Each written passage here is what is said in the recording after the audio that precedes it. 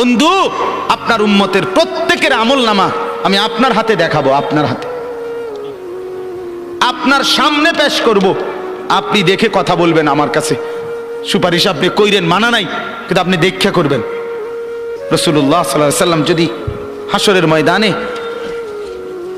এরকম আমলনামা খুলে উল্টায় আর পৃষ্ঠার পর পৃষ্ঠা দেখে ফজর নাই, জোহর নাই, আসর নাই, মাগরিব নাই, এশা নাই, শনিবার রবিবার, মদ জুয়া, অবৈধ উপার্জন, গান বাদ্য, নাটক, সিনেমা, জিনা, ব্যভিচার, বেহায়া, বেপর্দা সব উল্টায়।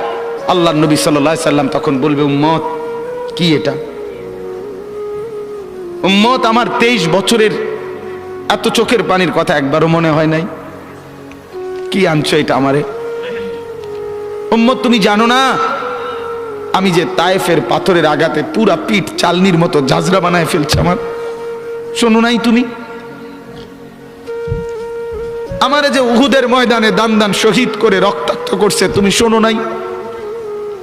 আমি যে 14 দিন পেটে ক্ষুধার তাড়নায় পাথর বাঁধছিলাম, উম্মত তোমার মনে নাই?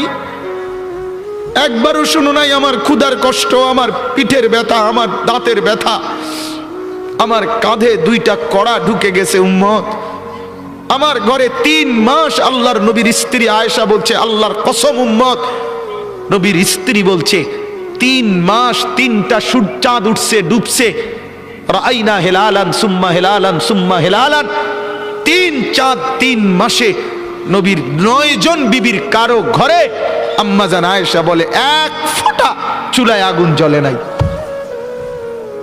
মা আওকাদাত ফি আবিয়াতে রাসূলিল্লাহ নারুন, নবীর একজন বিবির ঘরেও আগুন জ্বলে নাই।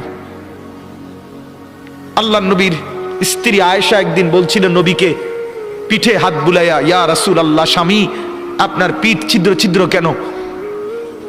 পুরা পিঠ চালনির মতো ছিদ্র ছিদ্র কেন? আপনার কি ছোটবেলায় বসন্ত রোগ হয়েছিল, গোটা হয়েছিল? আল্লাহর নবী চোখের পানি ফেলে বলছে, আয়েশা তুমি জানো না আমার এই পবিত্র দেহে তো কোনোদিন মশাও বসে না, মাছিও বসে না, পোকা বসবে কেমনে? আমার পবিত্র দেহে তো হাঁটলে মেশকের ঘ্রাণ বের হয়, আমার পেশাব পায়খানাও তো কোনোদিন জমিনের উপরে 1 সেকেন্ড থাকে না, মাটি ফাঁক করে ভেতরে নিয়ে যায়, সেই আমার গায়ে গোটা হবে কেন? আয়েশা, এগুলো আমার তায়েফের পাথরের আঘাতের রক্তের দাগ।